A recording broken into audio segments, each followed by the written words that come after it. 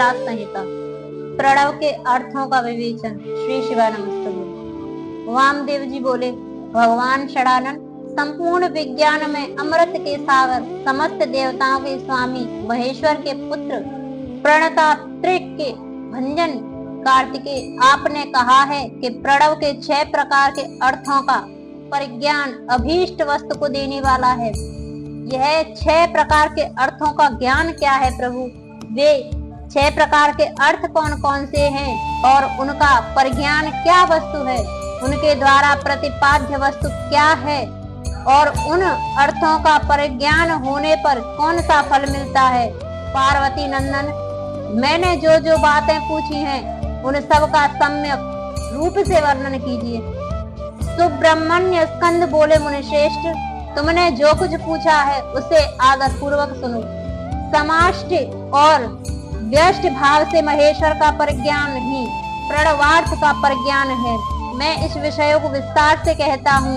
उत्तम व्रत का पालन करने वाले मुनीश्वर, मेरे इस वचन से उन 6 प्रकार के अर्थों की एकता का भी बोध होगा। पहला मंत्र रूप अर्थ है, दूसरा यंत्र भावित अर्थ है, तीसरा देवता बोधक अर्थ है, चौथा प्रपंच रूप अर्थ है, 5वां अर्थ गुरु के रूप को दिखाने वाला है और छठा अर्थ शिष्य के स्वरूप का परिचय देने वाला है।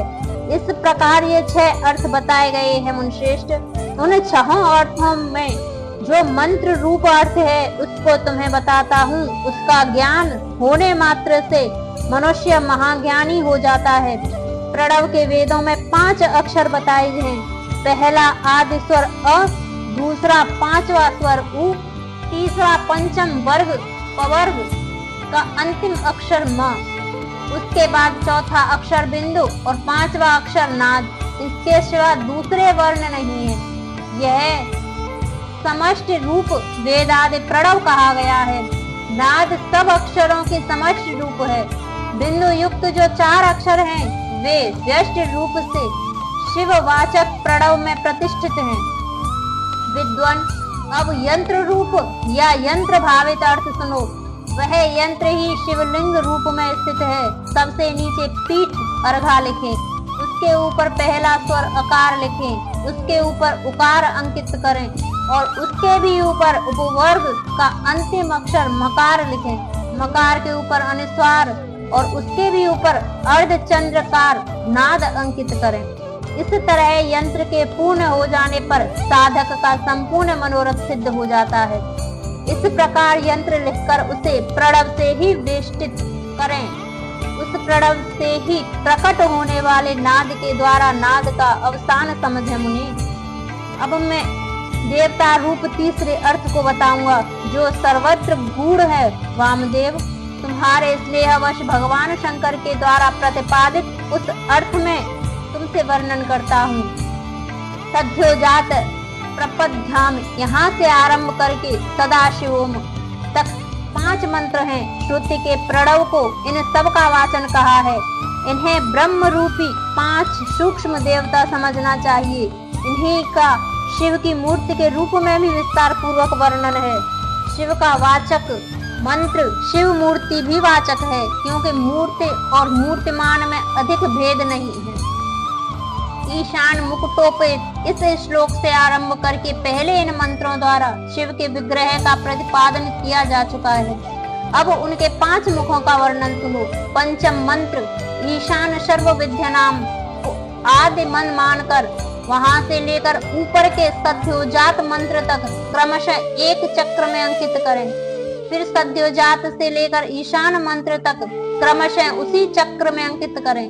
ये ही 5 भगवान शिव के 5 मुख बताए गए हैं। पुरुष से लेकर सद्योजात तक जो ब्रह्म रूप 4 मंत्र हैं वे ही महेश्वर देव के चतुर्व्यूह पद पर प्रतिष्ठित हैं।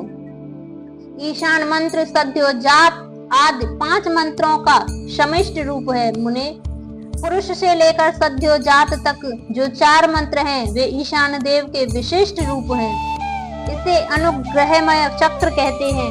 यही पंचार्थ का कारण है।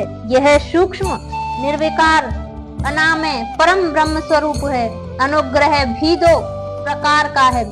एक तो तिरोभाव आदि 5 कृत्यों के अंतर्गत है, दूसरा जीवों को कार्य कारण आदि के बंधनों से मुक्त देने में समर्थ है। यह दोनों प्रकार के अनुग्रह सदाशिव का ही द्विविध कृत्य कहा गया है। मुनि, अनुग्रह में भी सृष्टि आदि कृत्यों का योग होने से भगवान शिव के 5 कृत्य माने गए हैं। इन 5 कृत्यों में भी सद्योजात आदि देवता प्रतिष्ठित बताए गए हैं। वे 5 परम ब्रह्म स्वरूप तथा सदा ही कल्याणदायक हैं। अनुग्रह में चक्र शांतंत्यतीत कला रूप है। सदाशिव ने अधिष्ठित होने के कारण उसे परम पद कहते हैं। शुद्ध अंतकरण वाले सन्यासियों को मिलने योग्य पद यही है। जो सदाशिव के उपासक हैं और जिनका चित्त प्रणवोपासन में संलग्न है, उन्हें भी इसी पद की प्राप्ति होती है। इसी पद को पाकर मुनीश्वर गण उस ब्रह्म रूप महादेव जी के साथ प्रचुर दिव्य भोगों का उपभोग करके महाप्रलय काल में शिव की समता को प्राप्त हो जाते हैं। वे मुक्त जीव फिर कभी संसार सागर में नहीं गिरते। इस सनातन श्रुति से इसी अर्थ का प्रतिपादन किया है। शिव का ऐश्वर्य भी यह समष्टि रूप ही है। अर्थ वेद की श्रुति भी कहती है कि यह संपूर्ण ऐश्वर्य से संपन्न है। संपूर्ण ऐश्वर्य प्रदान करने की शक्ति सदाशिव में ही बताई गई है।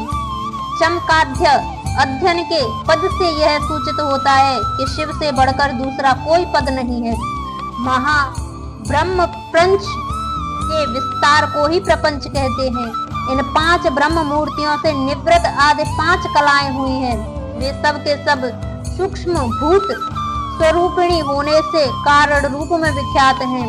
उत्तम व्रत का पालन करने वाले काम वामदेव स्थूल रूप में प्रकट जो यह जगत प्रपंच है, इसको जिसने 5 रूपों द्वारा व्याप्त कर रखा है, वह ब्रह्मा अपने उन 5 रूपों के साथ ब्रह्म पंचक नाम धारण करता है। मुनिश्रेष्ठ, पुरुष, श्रोत, वाणी, शब्द और आकाश, इन 5 को ब्रह्मा ने ईशान रूप से व्याप्त कर रखा है। मुनीश्वर, प्रकृति, त्वचा, पाड़, स्पर्श और वायु, इन 5 को ब्रह्मा ने पुरुष रूप से व्याप्त कर रखा है। अहंकार, नेत्र, पैर, रूप और अग्नि, ये 5 अघोर रूपी ब्रह्मा से व्याप्त हैं। बुद्धि, रसना, पायु, रस और जल, ये वामदेव रूपी ब्रह्मा से नित्य व्याप्त रहते हैं। मन, नासिका, उपस्थ, गंध और पृथ्वी, ये 5 सद्योजात रूपी ब्रह्मा से व्याप्त हैं। इस प्रकार यह जगत पंच ब्रह्म स्वरूप है। यंत्र रूप से बताया गया जो शिववाचक प्रणव है, वह नाद पर्यंत 5 वर्णों का समष्टि रूप है तथा बिंदु युक्त जो 4 वर्ण हैं, वे प्रणव के विशिष्ट रूप हैं। शिव के उपदेश किए हुए मार्ग से उत्कृष्ट मंत्राधिराज शिव रूपी प्रणव का पूर्वोक्त यंत्र रूप से चिंतन करना चाहिए।